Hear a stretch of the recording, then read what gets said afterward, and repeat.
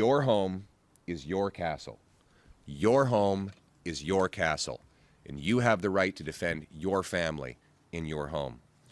And right now, unfortunately, that is not the case.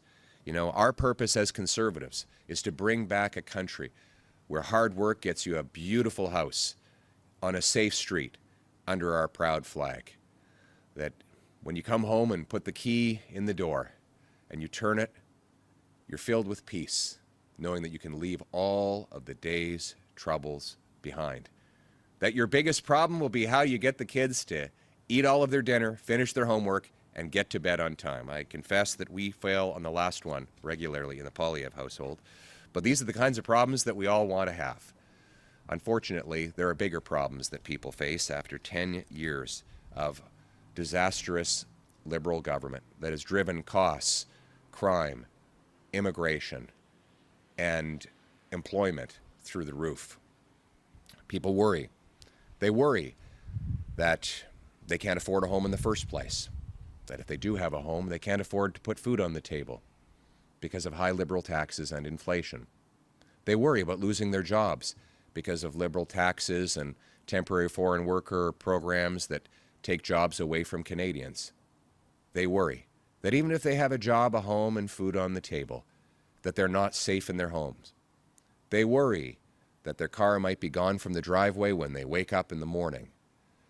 Or worse, they worry that they might be awoken at 2 a.m. to the sound of breaking glass and feet pounding on their living room floor as an invader storms in to steal the family's goods or worse, harm the family itself. They worry when they've seen the Toronto police say that it is necessary to leave your keys at the front door to make it easier for criminals to safely steal your car. And they worry when they think about what they might do to protect their family if an intruder ever entered. What do you do if you've got a small child down the hallway and you hear that ominous sound of a home invasion? The answer for any parent is we would do anything necessary to protect our children. But unfortunately, people who've done that have faced the brunt of the law. The system treats, after 10 years of Liberals, the system treats victims like criminals and criminals like victims.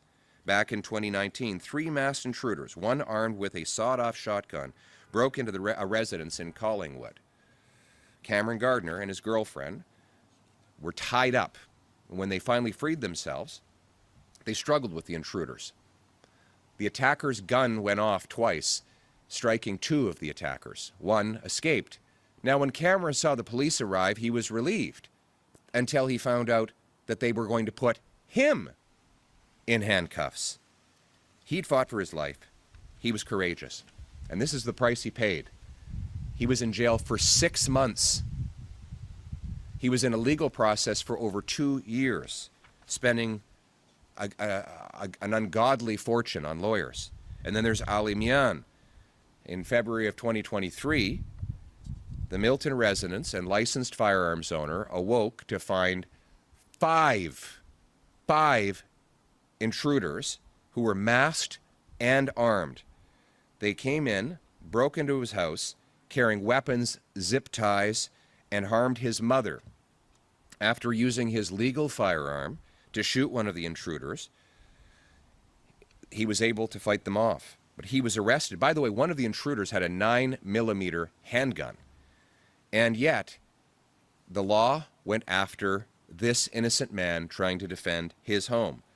He had to post $130,000 in bail for defending his family.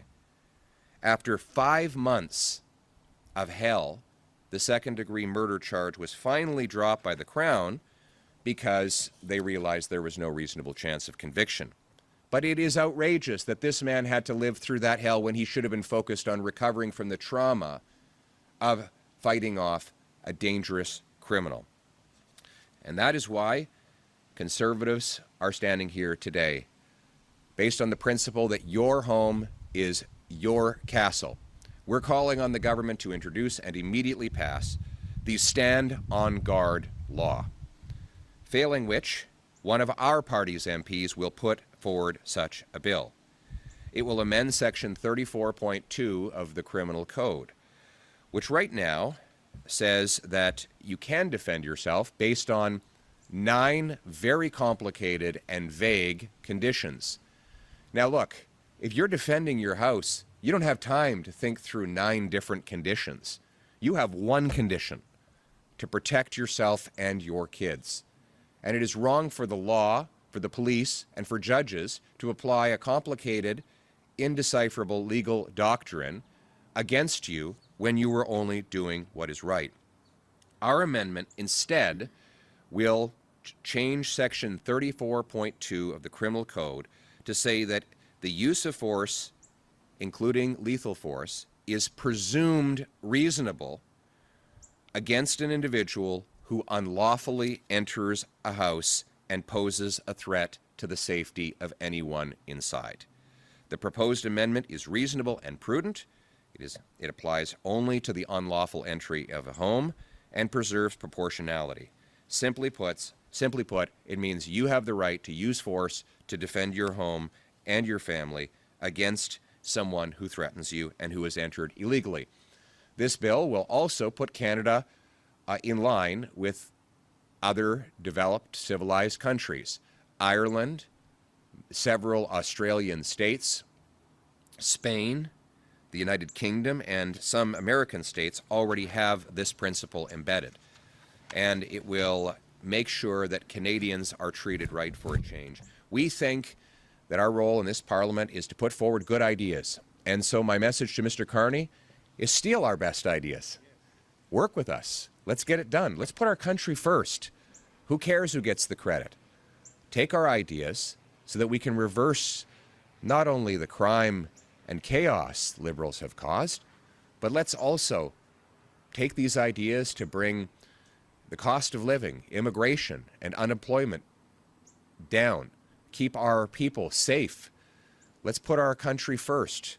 Let's once again work together, all of us from all parties, to make this a country where everyone who works hard gets a beautiful house in a safe street with good food on the table, united under our proud Canadian flag.